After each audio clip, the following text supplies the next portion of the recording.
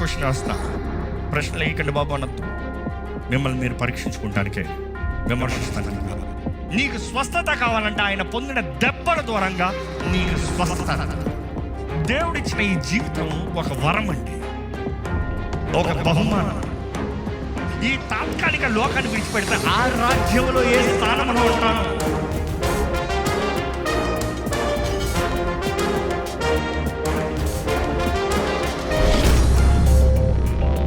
ప్రశ్నలు వేయకండి బాబు అనొద్దు.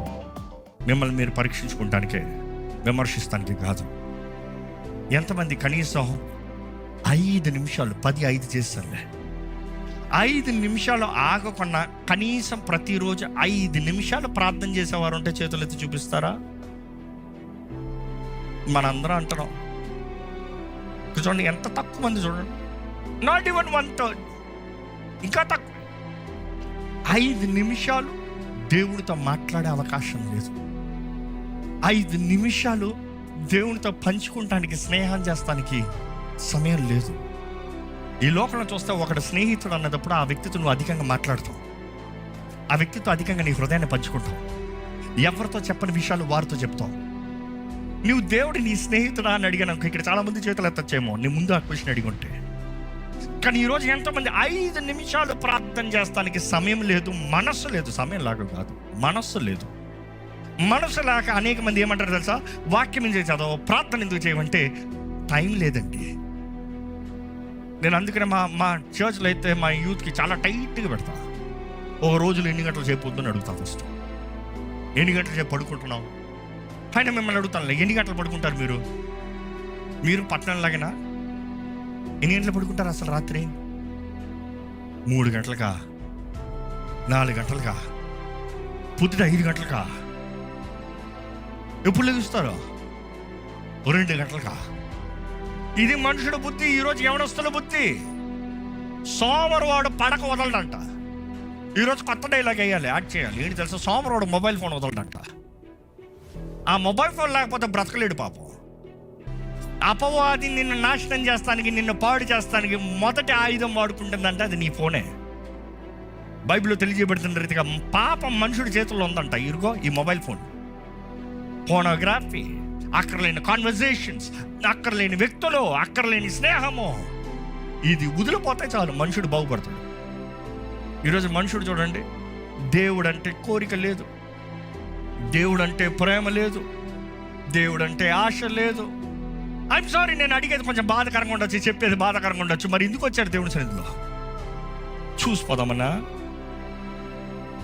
ఎందుకంటే నేను ఎప్పుడు అంటాను, దేవుని హృదయం ఎరిగిన వాడికి గుండె మండిపోతుంది. రే నా ప్రేమికుడిని తెలుసు అని ప్రేమికుడితో సమయం లేదంటున్నావు.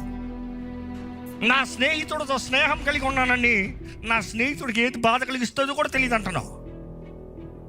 నా స్నేహితుడు నీకు సహాయం చేయాలంటున్నావు, కానీ నా స్నేహితుడిని ద్రోహం చేస్తున్నావు. బైబిల్ చూసినప్పుడు నిన్న దినం ధ్యానిస్తూ వచ్చాం. దిగజారిపోయిన ఇశ్రాయేలా, బ్యాక్ స్లిడెన్ అన్న మాట ఇంగ్లీష్లో చూస్తే, తెలుగులో చూసినప్పుడు ద్రోహివైన ఇశ్రాయేలు. నా మాట వేసినప్పుడు నాకే బాధ కండింది. అయినా ఒక మాట అడగాలి, ఈరోజు దేవుడు ఎంతమంది వైపు చేతులు చూపించి, ఓ ద్రోహి, నా పేరు పెట్టుకున్నావు కానీ నాతో స్నేహం లేదు, నా మార్గంలో నడవట్లేదు, నా ఆజ్ఞల్ని గైకుంటలేదు, నా చిత్తము జరిగిస్తలేదు, నాకు అంగీకారంగా బ్రతకట్లేదు.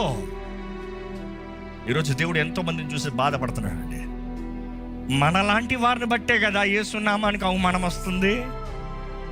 శక్తి లేని క్రైస్తవత్వాన్ని బట్టే కదా లోకం అవమానపరుస్తుంది యేసుని.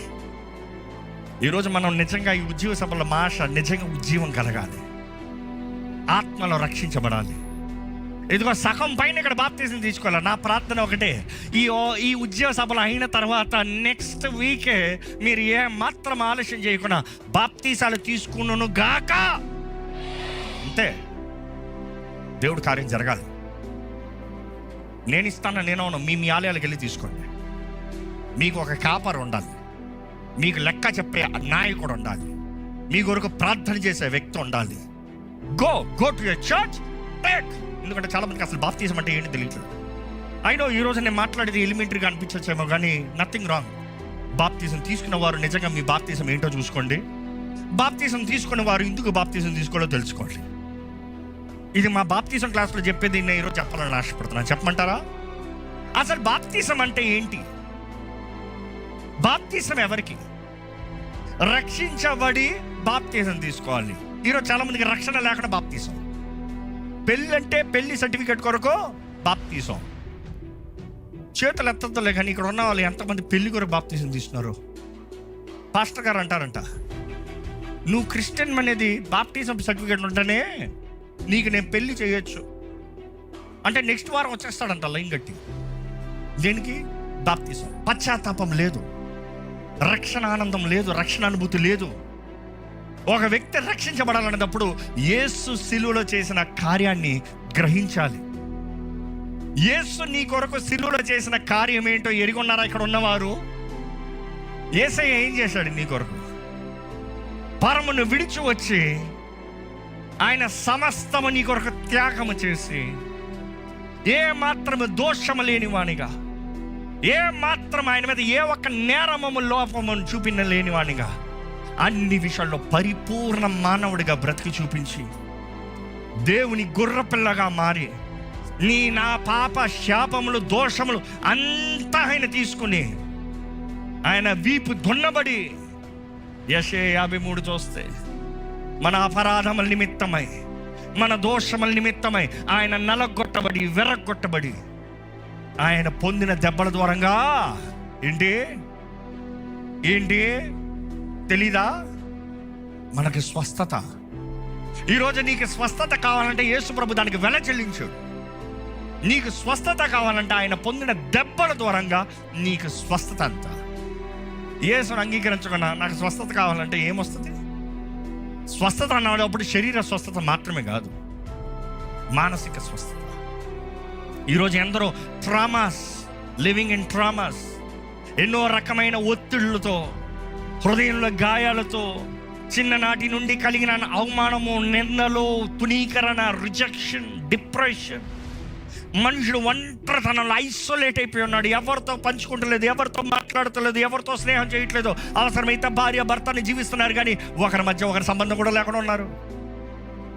ఇక్కడ ఉన్న మిమ్మల్ని అడుగుతున్నానండి, యేసు మీ కొరకు చేసిన కార్యాన్ని మీరు గుర్తెరిగితే, ఎందుకంటే బైబిల్ మొత్తంలో చూస్తే it is all about faith, విశ్వాసం.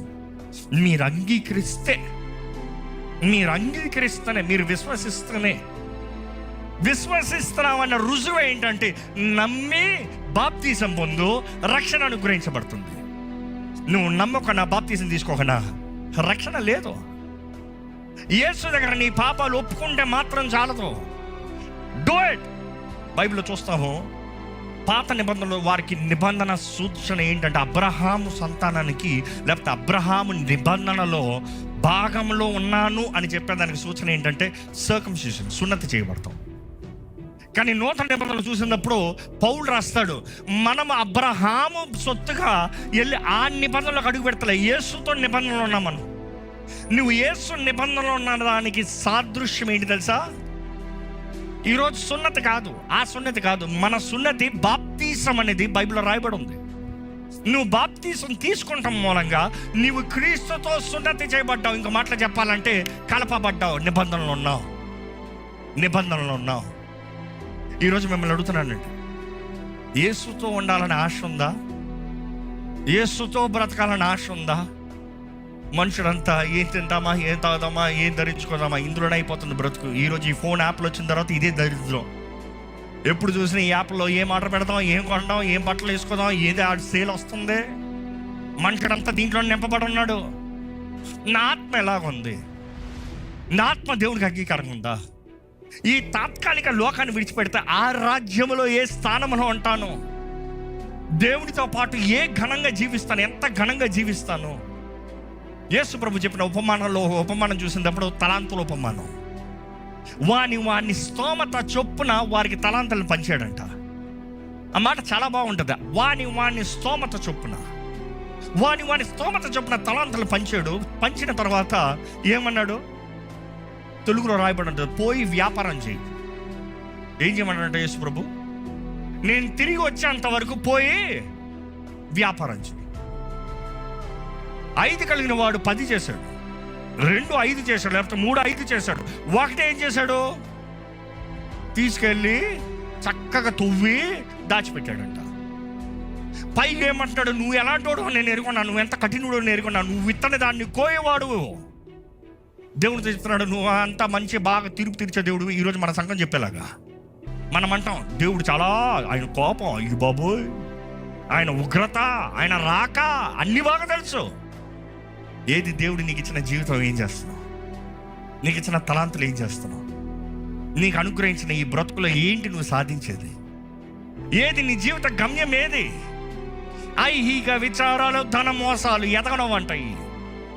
ఐహిక విచారాలు, ధన మోసాలు, అక్కర్లేని అప్పులు, అక్కర్లేని ఇన్వెస్ట్మెంట్లు, అక్కర్లేని ఆశలు, అక్కర్లేని పనులు, అక్కర్లేని కోరికలు. దేవుడు లేడు.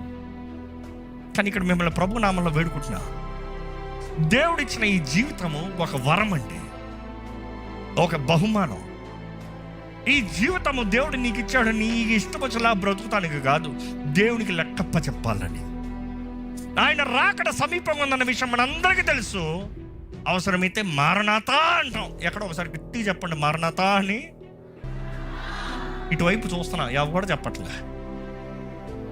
నా సంగతి మీకు తెలియదు అనుకుంటా, నేను దిగి వచ్చేస్తా ఉంటా. ఏమని చెప్పమన్నాను? అందరూ కలిసి చెప్పండి. మారనాథ అన్న మాటకు అర్థం ఏంటి?